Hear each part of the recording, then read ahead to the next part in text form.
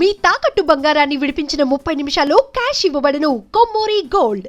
ఆంధ్రప్రదేశ్లో first green field airport ప్రారంభోత్సవానికి ready అవుతుంది. భోగాపురం ఎయిర్పోర్ట్కి సంబంధించి అల్లూరు సీతారామరాజు ఇంటర్నేషనల్ ఎయిర్పోర్ట్ అని చెప్పని నామకరణాన్ని కూడా కన్ఫర్మ్ చేస్తూ గెజిట్ రిలీజ్ చేసింది కేంద్ర ప్రభుత్వం. ఈ క్రమంలో ప్రధానమంత్రి ఆగస్టు 1వ తేదీన ఆంధ్రప్రదేశ్కి రాబోతున్నారు. ఈ పర్యటనలో దాదాపుగా 18,000 కోట్ల రూపాయలు, ఇంకా చెప్పాలంటే 17,800 కోట్ల రూపాయల విలువైనటువంటి పనుల్ని ప్రధానమంత్రి ప్రారంభోత్సవాలు చేస్తున్నారు, శంకుస్థాపనలు కూడా చేస్తున్నారు. సో మొత్తం ఈ పనులకు సంబంధించినటువంటి వివరాలు విశేషాలు చూద్దాం. అందులో ప్రధానమైనది ఎయిర్పోర్ట్ ప్రారంభోత్సవమే. ఎయిర్పోర్టుని దాదాపుగా 4,700 కోట్ల రూపాయలని వెచ్చించి నిర్మాణం చేశారు. ఇది కాకుండా చుట్టుపక్కల అభివృద్ధి పనులు అన్నీ కలుపుకుంటే కూడా 5,000 కోట్ల పైన ఎయిర్పోర్టుకు సంబంధించినటువంటి అభివృద్ధి పనులే కనిపిస్తున్నాయి. సో ప్రధాన పర్యటన సందర్భంలో 17,883 కోట్ల రూపాయల విలువైనటువంటి పనుల ప్రారంభోత్సవాలు, శంకుస్థాపనలు జరగబోతున్నాయి. స్పెసిఫిక్గా చూసినప్పుడు 5,641 కోట్ల రూపాయల విలువైనటువంటి అల్లూరు సీతారామరాజు అంతర్జాతీయ విమానాశ్రయం ప్రధానమైనటువంటి ప్రారంభం. ఆ ప్రాంగణంలోనే దాదాపు 20 నిమిషాల పాటు ప్రైమ్ మినిస్టర్ గడిపేటువంటి అవకాశం ఉంది. ప్రతి ప్రాంతాన్ని కూడా ఆయన తడిమి చూసేటువంటి అవకాశం ఉంది.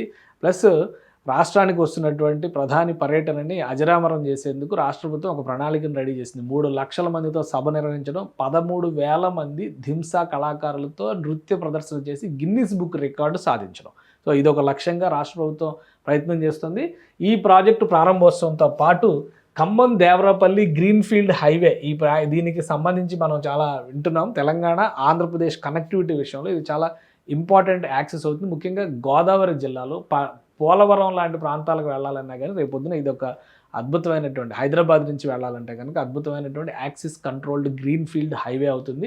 దీని ప్యాకేజ్ 4 పనులకు సంబంధించి 752 కోట్ల రూపాయలు రేచర్ల గురువాయిగూడెం మధ్య ఈ ప్యాకేజ్ 4 పనులు పూర్తయినాయి. అలానే గురువాయిగూడెం నుంచి దేవరపల్లి వరకు 926 కోట్ల రూపాయలతో పనులు పూర్తయినాయి. సో ఇది లాంఛనంగా ప్రారంభిస్తున్నారు. ఆల్రెడీ ట్రయల్ రన్ జరిగింది సంక్రాంతి సమయంలోనే. మధ్యలో ఉన్నటువంటి చిన్న చిన్న పనులను పూర్తి చేశారు ఇప్పుడు. సో ఇది అఫీషియల్గా ఆగస్టు 1 నుంచి ఆపరేషన్స్లోకి రాబోతుంది. హైదరాబాద్ నుంచి రాజమండ్రి వైపు వెళ్ళేవాళ్ళు లేదా విశాఖపట్నం వైపు వెళ్ళేవాళ్ళు ఈ గ్రీన్ ఫీల్డ్ హైవేని విజయవాడ వైపు వెళ్లకుండా నేరుగా ఖమ్మం మీదుగా వెళ్ళిపోవడానికి డిస్టెన్స్ తగ్గుతుంది, టైం కూడా తగ్గుతుంది. సో అందుకని ఇది ఒక ఇంపార్టెంట్ ప్రాజెక్ట్ అవుతుంది. దీంతోపాటు తాడిపత్రి బైపాస్ రోడ్ NH67 పైన 160 కోట్ల రూపాయలు వెచ్చించి 4 వరుసల బైపాస్ రోడ్డు నిర్మించారు. ఈ బైపాస్ రోడ్డును కూడా ప్రధానమంత్రి ప్రారంభిస్తున్నారు. అంటే ఈ నిర్మాణం కంప్లీట్ అయిపోయింది, ప్రారంభిస్తారు. దీంతోపాటు అనంతపురం కర్నూలు జిల్లాలో సోలార్ విండ్ పవర్ ప్లాంట్లను ప్రారంభిస్తున్నారు. వాటి విలువ చూస్తే 4,370 కోట్ల రూపాయలు. అనంతపురంలో 2,500 మెగావాట్లు, కర్నూలులో 1000 మెగావాట్ల విండ్ సోలార్ పవర్స్కి సంబంధించినటువంటి ప్రాజెక్టులు ఉన్నాయి, వాటిని ప్రారంభిస్తున్నారు. ఇవన్నీ కూడా ప్రారంభోత్సవాలు అవుతాయి అన్నమాట. అంటే 4 ప్రారంభోత్సవాలు ఉన్నాయి.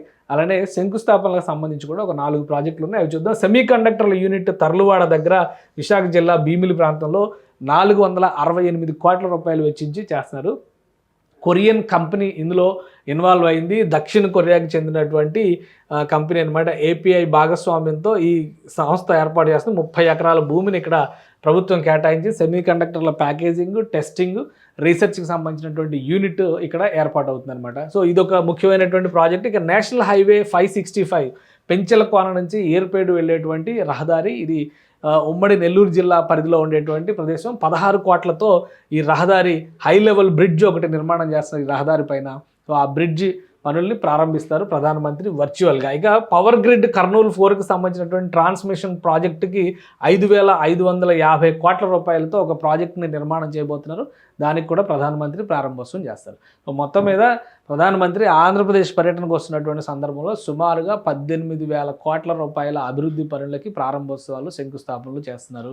ప్రారంభోత్సవాలు జరుగుతున్నవి అన్నీ కూడా ఏపీకి బాగా కలిసి వచ్చేటువంటి అంశాలు. ఎందుకంటే ఒకటేమో ఏవియేషన్ రంగంలో ఒక అద్భుతమైనటువంటి ప్రాజెక్ట్ అవుతుంది.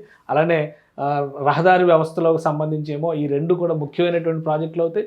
ఎలక్ట్రిసిటీ పవర్ జనరేషన్ అంటే సంప్రదాయేతర ఇంధన వనరుల విషయంలో, విండ్ పవర్, సోలార్ ఎనర్జీ విషయంలో ఈ ప్రాజెక్టులు కూడా చాలా ముఖ్యమైనటువంటి పాత్ర పోషించేటువంటి అవకాశం ఉంది. వీటితో పాటు ప్రధానమంత్రి ఆంధ్రప్రదేశ్కి వచ్చిన ప్రతిసారి ఏదో ఒక కొత్త ప్రకటన చేస్తుంటారు. కాబట్టి కూటమి ప్రభుత్వం ఈసారి ఎలాంటి వరాన్ని ఆంధ్రప్రదేశ్ ఇస్తుందనేటువంటి ఆసక్తి అందరిలోనూ నెలకొని ఉంది.